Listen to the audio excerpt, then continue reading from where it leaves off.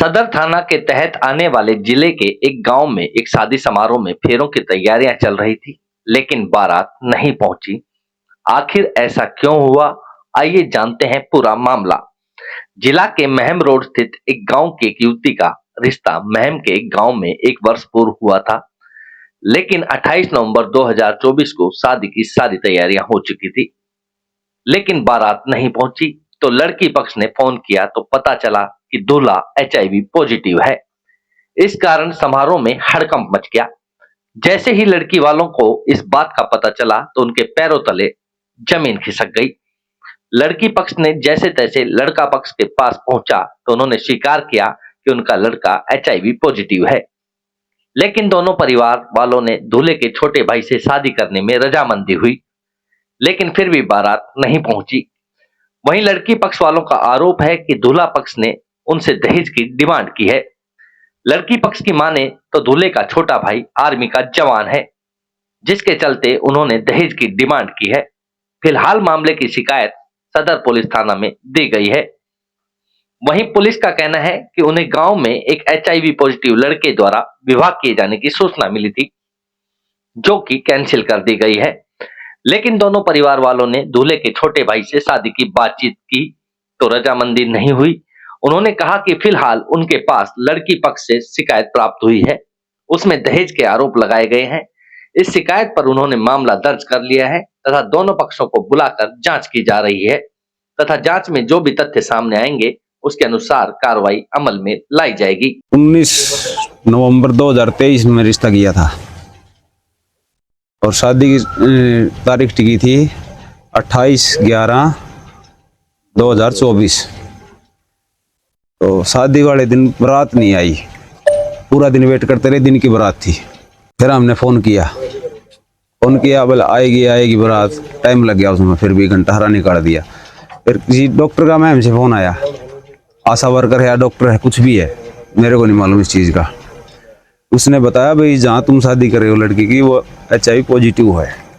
हमने पता कराया, फिर हमने रोहतक से फ़ोन आया एक, बोला भाई ऐसी ऐसी बात है, लड़का पॉजिटिव है।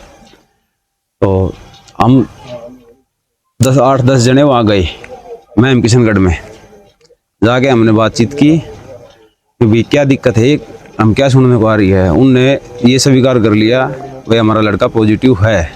फिर मैं हमारे साथ खिलवाड़ क्यों किया, ये हमारी क्या गलती इसमें, हमने तो सब तैयारी करके रखी है।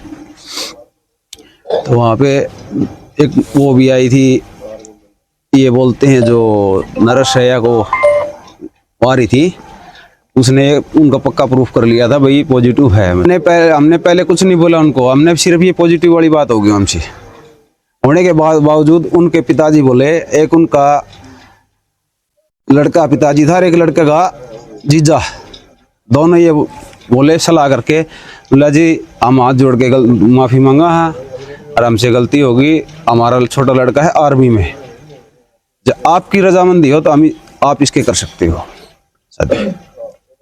हमने सलाह बनाई, 5, 7, 10 मिनट जैसी भी लगी, हमने सलाह बना के उसको वो कर लिया सेलेक्ट करने के बाद बोले वो कर दो, शगुन कर दो। हमने वो शगुन वाला काम कर दिया, फोटो वगैरह ले लिए और वो बोले आधे 1 घंटे में बारात लेके आ जाएंगे। ठीक है, शाम का टाइम था, हमने 1 घंटे तक वेट किया, बारात नहीं आई। हमने फ़ोन किया तो जो बीच में है ना उसी के पास फ़ोन किया जाता है। उसने बोला ये तो अभी सलाह कर रहे हैं, बातचीत कर रहे हैं, बात है मैं खबा बताओ। फिर उन्होंने बोला हमारा लड़का आर्मी में लगा हुआ है, ऐसे नहीं देंगे हमको तो गाड़ी चाहिए, गहने चाहिए, दहेज चाहिए। वो 10 लाख रुपए कैश मांगा उन्होंने। और जो आशा वर्कर है, ये जिसने हमारे रिश्ता करवाया था, आशा वर्कर है वो, उसको इस चीज़ का मालूम था, सारा पूरा परिवार को उनका मालूम था। और उस जो बीच में हमारे थी ना, उसको भी ये चीज़ का मालूम था कि वो एचआईवी पॉजिटिव है। वो क्योंकि आशा वर्कर है, वो खुद भी हमारे साथ धोखा हुआ है। इस चीज़ का कोई समाधान निकाल दो।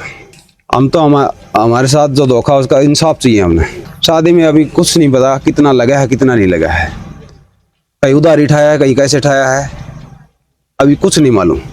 इसमें हमारे पास एक कंप्लेंट आई है। उसने अपने लड़की की शादी 23/11/2023 को 19/11/2023 को महम में किसकी थी, रिश्ता तय किया था, और अब 28/11/2024 को गांव में शक्ति सिंह की बारात आनी थी। तो इससे 1-2 दिन पहले इन्होंने पता लग गया जो लड़का जिसके साथ शादी की जानी थी वो HIV पॉजिटिव है, और इसकी इनकी बातचीत आपस में दोनों परिवारों ने करके वो शादी कैंसिल हो गई। उसके बाद जो लड़का पॉजिटिव था उसका छोटा भाई, उसके साथ भी इनने शादी करने की बातचीत की, जो इनके आपस में दोनों परिवारों की सहमति नहीं बनी। अब हमारे को एक कंप्लेंट प्राप्त हुई है जिसमें दहेज वगैरह के एलिगेशन लगाए गए हैं, जिसकी प्रारंभिक जांच में कोई तथ्य अब तक ना तो HIV पॉजिटिव को लेकर ना कोई दहेज को लेकर सामने नहीं आए हैं। हमने दोनों पार्टी बुला रखी हैं, जांच के उपरांत जैसी भी कार्रवाई होगी वो नियमानुसार की जाएगी। इस बारे में हमारे को कोई भी जानकारी और कोई भी साक्ष्य प्राप्त नहीं हुआ, अभी मिलने के बाद ही बता पाएंगे।